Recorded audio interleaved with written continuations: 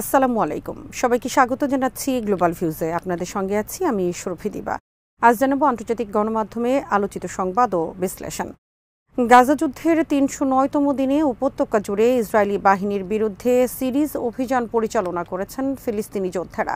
হামাসের আল কাসাম ব্রিগেডস জানিয়েছে শনিবার তাদের যোদ্ধারা খান ইউনিসের পূর্বে হানাদার বাহিনীর অবস্থানগুলোতে এক ঝাঁক 107mm রকেট আর্টিলারি শেল নিক্ষেপ করেন।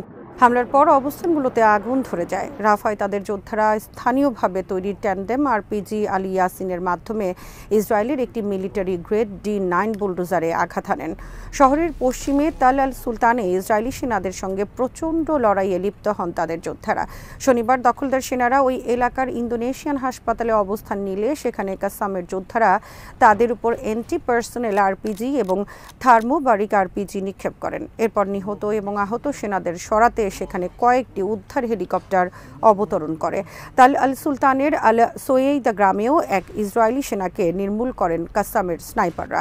শনিবার আল মুজাহিদিন ব্রিগেডস কৌশলগত নেতজারি মুখে দখলদার সেনাদের ওপর বেশ কিছু হাসেব 111 রকেট নিক্ষেপ করে। রাফার ইবনা শরণার্থী শিবিরে ইসরায়েলি সাঁজোয়া ও পদাতিক বাহিনীর ওপর 60mm মর্টার রাউন্ড নিক্ষেপ করে আল আকসা মার্টার্স ব্রিগেডস। এদিন তাল আল সুলতানে 9 সদস্য বিশিষ্ট এক ইসরায়েলি বাহিনীর ওপর হামলার ফুটেজ প্রকাশ করেছে কাসামের মিলিটারি মিডিয়া ইউনিট। ওই হামলায় নিশ্চিতভাবে প্রায় সবাই হতাহত হন এবং তাদের উদ্ধারে ইসরায়েলি হেলিকপ্টারের তৎপরতা দেখা গেছে। লেবাননের প্রতিরোধ আন্দোলন হিজবুল্লাহর পক্ষ থেকে ভয়াবহ প্রতিক্রিয়া প্রত্যক্ষ করেছে ইসরায়েল। শনিবার বিকেলে এক ঝাঁক ওয়ান ওয়ে অ্যাটাক ড্রোনের মাধ্যমে ইসরায়েলের 17.5 কিলোমিটার গভীরে একটি সামরিক ঘাঁটিতে হামলা চালিয়েছেন লেবানিজ যোদ্ধারা। হিজবুল্লাহর মিলিটারি ইউনিট জানিয়েছে ড্রোনগুলো মাহাভা আলুন ঘাঁটির কর্মকর্তা এবং সৈন্যদের অবস্থানগুলোতে সরাসরি আঘাত হানে এবং এতে নিশ্চিত হতাহতের ঘটনা ঘটেছে। গত বছরের অক্টোবরে গাজা যুদ্ধ শুরুর পর এটি ছিল এই সামরিক ঘাঁটিতে হিজবুল্লাহর প্রথম হামলা। এদিন এফপিডি ড্রোনের মাধ্যমে রামিয়া মিলিটারি সাইটের নজরদারি যন্ত্রপাতি ধ্বংস করে দিনের অভিযান শুরু করে হিজবুল্লাহ। এরপর তেলশারের ইসরায়েলি সেনা সমাবেশ, আল মালিকিয়া সাইট ও মিসগাভ আমের নজরদারি যন্ত্রপাতিতে আর্টিলারি ও রকেট হামলা করেন তারা। 3টি হামলাই লক্ষ্যবস্তুতে সরাসরি আঘাত হানে। এরপর এইলন বসতিতে কাতিউশা রকেটের একটি ব্যারেজ নিক্ষেপ করা হয়। বিকেলে লেবানিজ যোদ্ধারা রকেটাস্ত্রের মাধ্যমে আঘাত হানেন রামথা এবং জেবদিন সাইটে।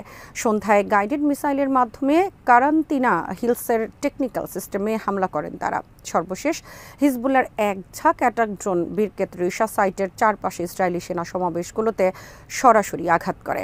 লেবানন থেকে চালানো হামলায় এদিন উত্তর ইসরায়েলের সামরিক লক্ষ্যবস্তুগুলো ব্যাপক ক্ষয়ক্ষতির শিকার হয় বলে জানিয়েছে ইসরায়েলি মিডিয়া। প্রেস টিভি জানিয়েছে গাজার একটি স্কুলে আশ্রয় নেওয়া উদ্বাস্তুদের উপর ইসরায়েল বিমান হামলার মাধ্যমে যে গণহত্যা চালিয়েছে তা নিয়ে আলোচনার জন্য জাতিসংঘ নিরাপত্তা পরিষদের বৈঠক ডাকার আহ্বান জানিয়েছে হামাস। শনিবার আল জাজিরাকে দেয়া সাক্ষাৎকারে হামাসের উপপ্রধান খালিল আল হাইয়া বলেন, নিরাপত্তাহীন ফিলিস্তিনি জনগণের উপর ইসরায়েলের গণহত্যা বন্ধ করার জন্য জরুরি ভিত্তিতে জাতিসংঘ নিরাপত্তা পরিষদের বৈঠক ডাকতে হবে।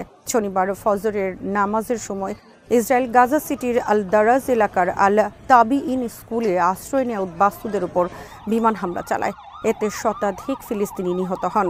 খলিল আল হাইয়া বলেন, এই হামলার মধ্য দিয়ে একেবারেই পরিষ্কার হয়েছে ইসরায়েল ফিলিস্তিনিদের উপর গণহত্যা চালিয়ে যাবে। এ ধরনের হত্যাকাণ্ডের বিষয়ে মার্কিন সরকারের সবুজ সংকেত রয়েছে বলেও তিনি উল্লেখ করেন। আল হাইয়া বলেন, ফিলিস্তিনি প্রতিরোধ যোদ্ধাদের মোকাবেলা করতে ব্যর্থ হয়ে ইসরায়েল বেসামরিক জনগণের উপর তাদের ক্ষোভ মেটাচ্ছে।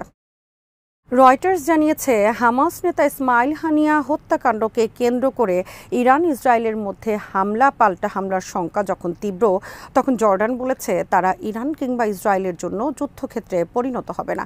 এছাড়া নিজেদের আকাশ সীমায় যে কোনো লক্ষ্যবস্তুকে গুলি করে ধ্বংস করার কথাও ইরান ও ইসরায়েলকে জানিয়ে দিয়েছে দেশটি। জর্ডানের পররাষ্ট্রমন্ত্রী আইমান সাফাদি শনিবার বলেছেন, আমরা ইরান কিংবা ইসরায়েলের জন্য যুদ্ধক্ষেত্র হব না। আমরা ইরানি এবং ইসরায়েলিদের জানিয়েছি আমরা কাউকে আমাদের আকাশসীমা লঙ্ঘন করতে এবং আমাদের নাগরিকদের নিরাপত্তা ঝুঁকিতে ফেলতে দেব না। তিনি বলেন, আমাদের আকাশসীমার মধ্য দিয়ে যাওয়া কিংবা আমাদের নাগরিকদের জন্য হুমকি মনে হয় এমন যে কোনো কিছুকে আমরা আটকাবো।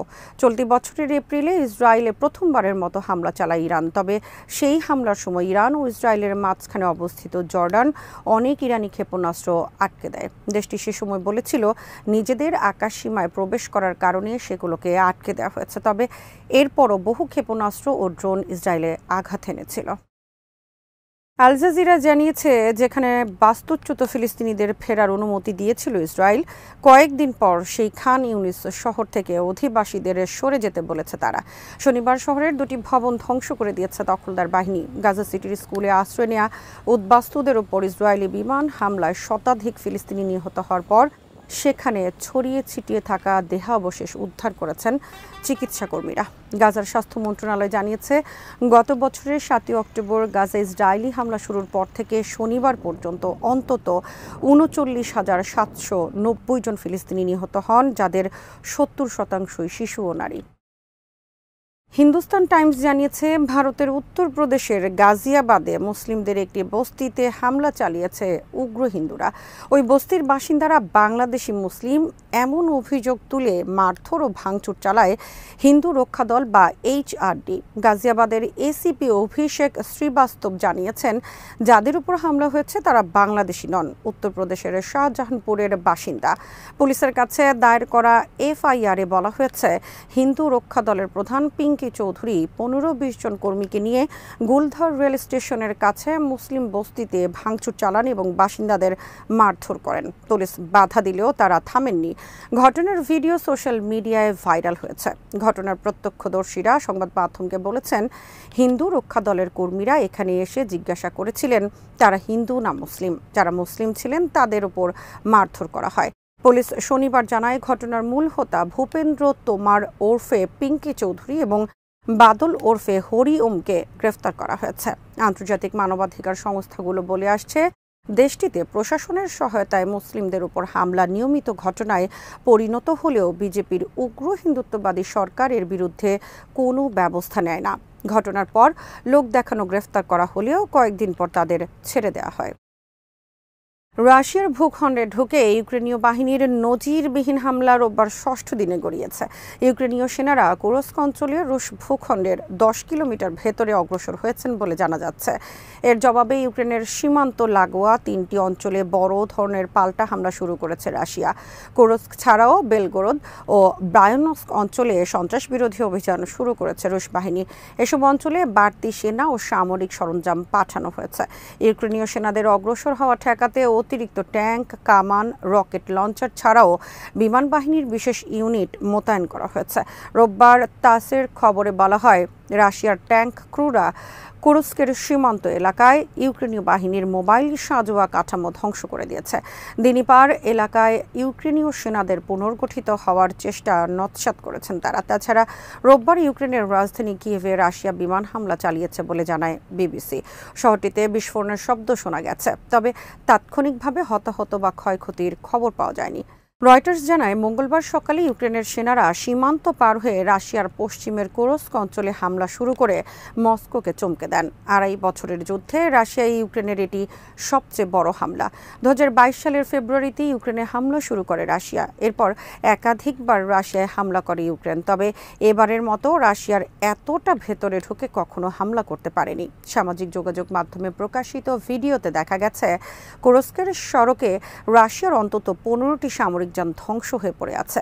সামরিক যানগুলোতে হতাহত রুশ সেনাদেরও দেখা যায়। কুরস্ক অঞ্চলে থাকা রাশিয়ার একটি পারমাণবিক বিদ্যুৎ কেন্দ্রের কাছাকাছিও লড়াই হচ্ছে।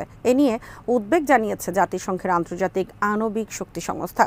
এক বিবৃতিতে দুই পক্ষকে সর্বোচ্চ সংযম প্রদর্শন ও পারমাণবিক দুর্ঘটনা ঠেকাতে প্রয়োজনীয় পদক্ষেপ নেওয়ার আহ্বান জানিয়েছেন সংস্থাটির প্রধান রাফাল গ্রসি। এদিকে বিশেষ অভিযানের জন্য ৩ অঞ্চলের বাসিন্দাদের চলাচলে বিধিনিষেধ আরোপ করেছে রাশিয়া।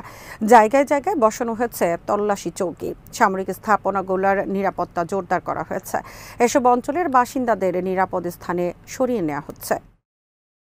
জম্মু ও কাশ্মীরের অনন্তনাগে বিদ্রোহীদের সঙ্গে বন্দুকযুদ্ধে 2 ভারতীয় সেনা নিহত হয়েছেন। এছাড়া 2 জন বেসামরিক এবং 1 জন সেনা আহত হন। পুলিশ জানিয়েছে শনিবার বিকেলে অনন্তনাগের আহলান গাদোলতে বিদ্রোহীদের সঙ্গে গোলাগুলি শুরু হয়। এই সময় সেনাবাহিনীর সদস্যরা কোকেরনাগ উপবিভাগের জঙ্গলে অভিযান চালাচ্ছিলেন। তখন সেনাদের টহল গাড়িতে হামলা চালান বিদ্রোহীরা। এতে এই প্রাণহানির ঘটনা ঘটে। সেনাবাহিনীর স্পেশাল ফোর্স ও প্যারাট্রুপাররা এই অভিযানে অংশ নেন। স্থানীয় পুলিশের সন্দেহ, যাদের বিরুদ্ধে অভিযান চালানো হচ্ছে তারা বিদেশি নাগরিক। 1 বছরের মধ্যে কোকেরনাগে এটি দ্বিতীয় বড় হামলার ঘটনা। এর আগে গত সেপ্টেম্বরে সেখানে গোলাগুলিতে সেনাবাহিনীর এক কমান্ডিং অফিসার ও মেজর এবং পুলিশের ডেপুটি সুপার নিহত হয়েছিলেন। রয়টার্স জানিয়েছে মিয়ানমার থেকে বাংলাদেশে পালানোর সময় ড্রোন হামলায় বহু রোহিঙ্গা নিহত হয়েছেন। প্রত্যক্ষদর্শীদের বরাতে খবরে বলা হয়, সোমবার মিয়ানমারের উপকূলীয় শহর মংডুর কাছে এই ঘটনা ঘটে। প্রত্যক্ষদর্শীদের দাবি, হামলায় 200 জনের বেশি রোহিঙ্গা নিহত হয়েছে। মিয়ানমার থেকে পালিয়ে রোহিঙ্গারা বাংলাদেশে অনুপ্রবেশের জন্য সীমান্তে অবস্থান করছিলেন। হামলার জন্য মিয়ানমারের বিদ্রোহী গোষ্ঠী আরাকান আর্মি এবং দেশটির সেনাবাহিনী একে অপরকে দায়ী করেছে। তবে হামলার দায় অস্বীকার করেছে আরাকান আর্মি। কয়েক মাস ধরেই সেখানে বিদ্রোহী এবং সেনাবাহিনীর মধ্যে তীব্র লড়াই চলছে। ঘটনাটি মিয়ানমারের উপকূলীয় শহর মংডুর ঠিক বাইরে ঘটেছে বলে নিশ্চিত করেছে রয়টার্স। 2021 সালে গণতান্ত্রিকভাবে নির্বাচিত সরকারকে হটিয়ে সেনাবাহিনী ক্ষমতা দখলের পর দেশটির পরিস্থিতি উত্তপ্ত হয়ে ওঠে। ব্যাপক বিক্ষোভ ও বিস্তৃত সশস্ত্র প্রতিরোধ শুরু হয় জান্তা সরকারের বিরুদ্ধে। এই সশস্ত্র গোষ্ঠীগুলোর একটি আরাকান আর্মি। আরাকান আর্মি রাখাইনের উত্তরাঞ্চল দখল করে নেওয়ার পর থেকে কয়েক সপ্তাহ ধরে ফের দেশ ছাড়তে শুরু করেন রোহিঙ্গারা। আজ এখানেই শেষ করছি। সবাই ভালো থাকুন, সুস্থ থাকুন আর দেখতে থাকুন বিডি ভিউজ। চ্যানেলটি ভালো লাগলে সাবস্ক্রাইব করুন। সংযুক্ত থাকুন আমাদের ফেসবুক পেজে। আল্লাহ হাফেজ।